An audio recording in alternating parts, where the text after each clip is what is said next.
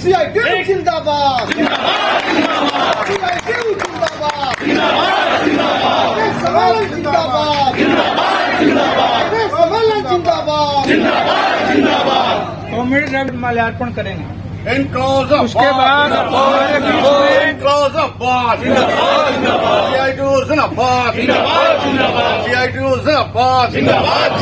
हमारे CITU के राष्ट्रीय उपाध्यक्ष साथी JS मजुमदार, उनसे अनुरोध है कि वो शहीद वेदी पर माल्यार्पण करें। CITU जिंदाबाद, CITU का 15 सम्मेलन सफल हो, CITU का 15 सम्मेलन सफल हो।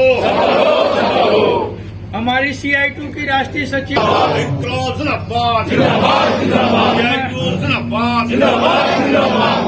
हमारी CITU राष्ट्रीय वर्किंग कमेटी के साथी अमिताभ दुआ, मैं उनसे सेक्रेटरी ठीक है, आइए। और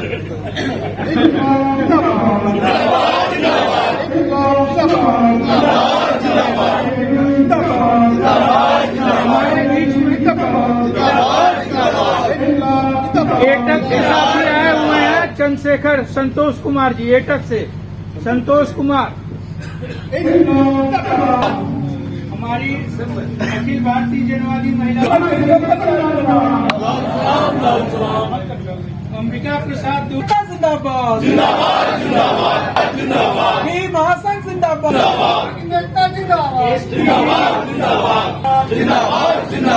अमर शहीद लाल सलाम, अमर शहीद जॉइंट मेडिकल फोरम जिंदाबाद।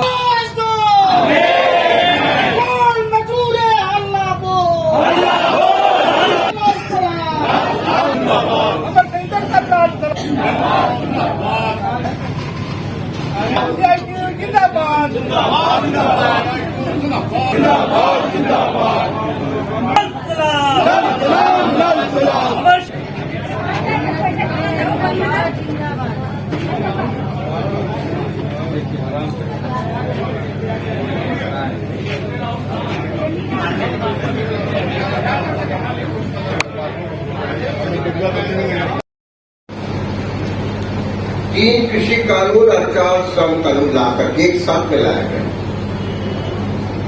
पार्लियामेंट में पेश किया गया,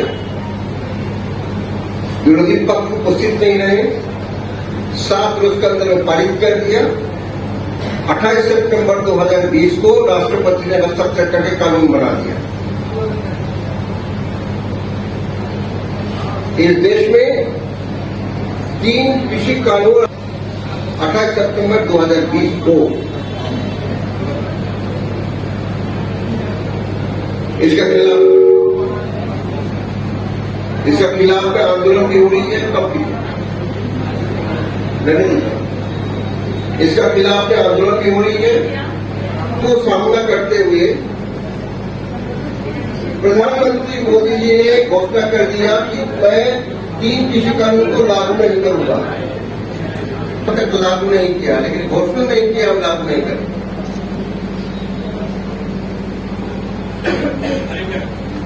इस देश में किसान और मजदूरों को एकताबद्ध आंदोलन, स्वतंत्र आंदोलन मोदी जी को पीछे हटाया, इसलिए चुप है, इसलिए कह रहे हैं हम लागू नहीं करेंगे, वापस करने का बात नहीं कहा।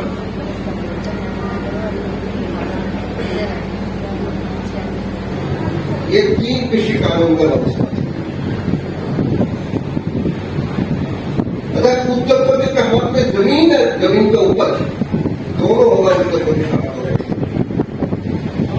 हमारे देश में किसान आधारित कृषि व्यवस्था को आमूल परिवर्तन करने का प्रयास किया गया है। कृषि कानून याद रखिए, इसको वापस नहीं किया अभी तक, लागू नहीं करेंगे, बोला लेकिन वापस नहीं। 4 श्रम कानून, 4 श्रम कानून लाने के पहले सितंबर 2020 में एक कानून लाया गया।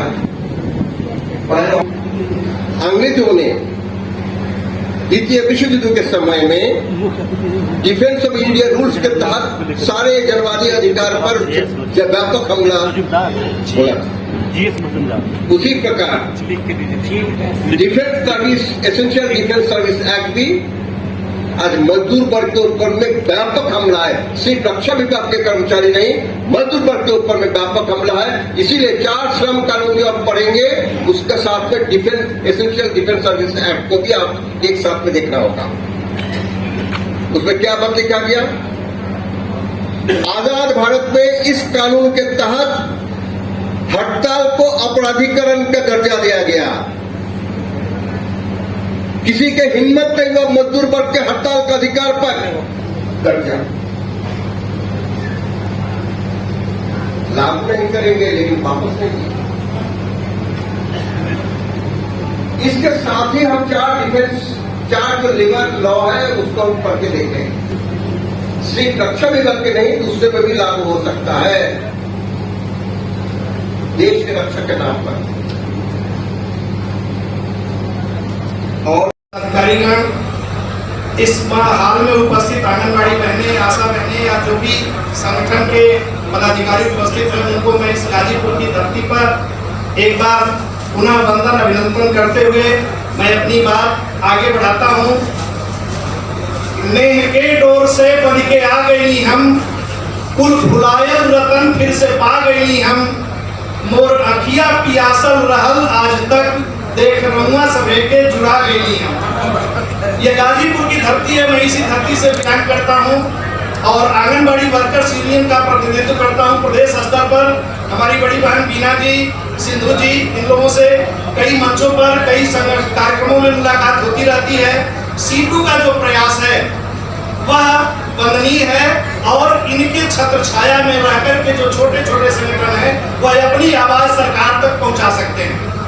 मैंने जब भी महसूस किया है कि आंगनबाड़ी का कोई भी कार्यक्रम हम लोग रखते हैं प्रदेश स्तर पर, तो प्रदेश की जो दमनात्मक नीति है सरकार एस्मा लगा देती है और सारे संगठनों को रोकने का प्रयास करती है ताकि उनकी आवाज मंचों से सरकार तक न पहुंच पाए और लोग न जान सके कि क्या हो रहा है।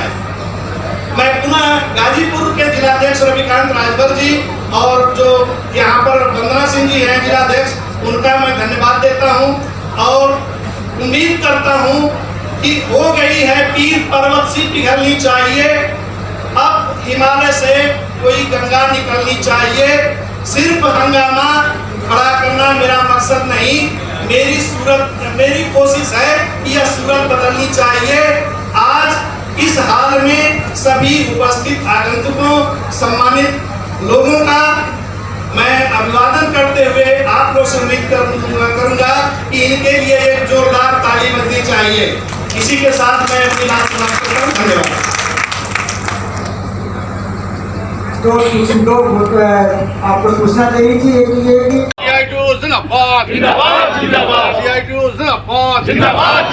हमारे CI2 के राष्ट्रीय उपाध्यक्ष साथी JS मजुमदार, उनसे अनुरोध है कि वो शहीद वेदी पर माल्यार्पण करें। CI2 जिंदाबाद, CI2 का 15 सम्मेलन सफल हो, CI2 का 15 सम्मेलन सफल हो। हमारी CI2 की राष्ट्रीय सचिव साथी AR सिंधु से अनुरोध है कि वो भी शहीद वेदी पर माल्यार्पण करें।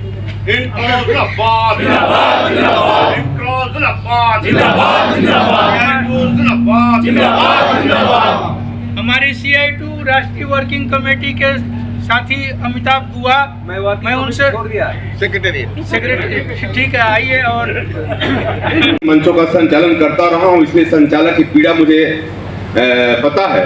अरे राय जी, बहुत ज्यादा समय नहीं लूंगा, बस इतना ही कहना, अपने हमारे जो प्रांत के और राज्य के जो हमारे नेता हैं गाजीपुर धरती पर, जनपद के हजारों शिक्षकों, कर्मचारियों और श्रमिकों की तरफ से हम आपका हृदय से स्वागत, अभिनंदन और वंदन करते हैं। वर्तमान परिवेश में हमारा कर्मचारी, शिक्षक और श्रमिक संवर्ग बड़ा ही मुश्किलों के दौर से गुजर रहा है। तमाम आंदोलन हम लोग कर रहे हैं, किए जा रहे हैं, लेकिन जैसे आंदोलन की नोटिसें दी जाती हैं वैसे ही कहीं एस्मा लगा दिया जाता है। किसी साथी ने चर्चा की, कभी 144 लगा दी जाती है। ये सारी चीजें हमारे लोकतांत्रिक अधिकारों के हनन की तरफ ले जाती हैं। और आज के राजनेताओं और नौकरशाहों की स्थिति तो ये हो गई है, ये मरने नहीं देंगे, तुम्हें जीने नहीं देंगे हजारों जख्म पर सीने नहीं देंगे। और अंधी है सियासत यहाँ, सातिर है हुक्मरान, पानी तुम्हें देंगे मगर पीने नहीं देंगे।